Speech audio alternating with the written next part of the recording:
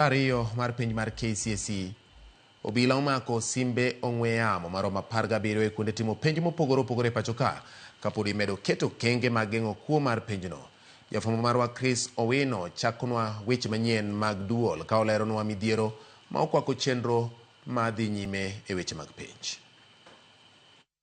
E odiechieng' mar ariyo mar penj maduong' ma joklas 12 KCSE, rumbi mag kuo penj odhi nyime kod umo chenro makamano. Kuonde chung' od bura ma Sako kod Moyale e kaunti ma Marsabit, simbe 17 mag ong'we yamo ne ong'wan kowuok kuom jopuonjre.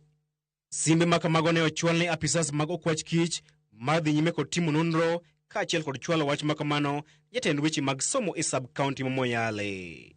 Ka oloso ewi wachno, jata tije maduong' mar bad migawo mochung' ne puodho rang'iny mar somo pacho kae Profesa Charles Ong'ondo ose okang' mar jopuonjre dhi kod sime e kuondegi mag timo penj. Whatever frisking you do, some people still sneak them in somehow, and that is not right to do. The second thing is to watch out for non-authorized personnel within the compound.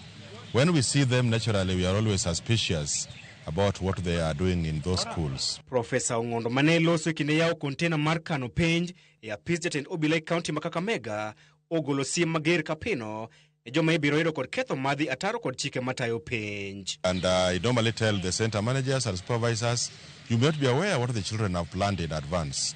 So please always make sure that we watch out over those three things: collusion, the phone, and also the people who are not authorized to be in school.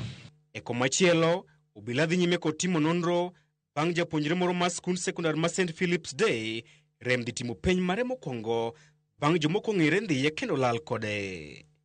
Japuonjre no mayangre ka Philip Mudhi wachore ne wuok e dala gi chieng' wuok tich mayudore e gwenge mag Kine kendo ikore madhi timo penj.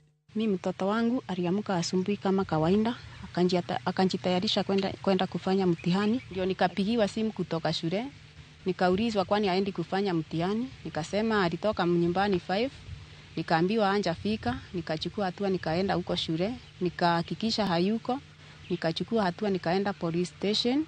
Mudhi bang'e ne okwanye gwenge mag Makuyu e kaunti ma Murang'a kod jal machunye ler. Alipotelea hapo kwa njia. Before hata afike kwa rami, alipotelea kwa njia hapo.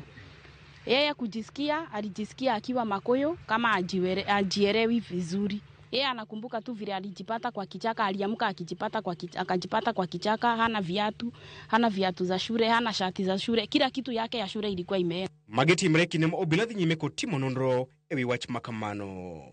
Chris Owino, Ramogi TV.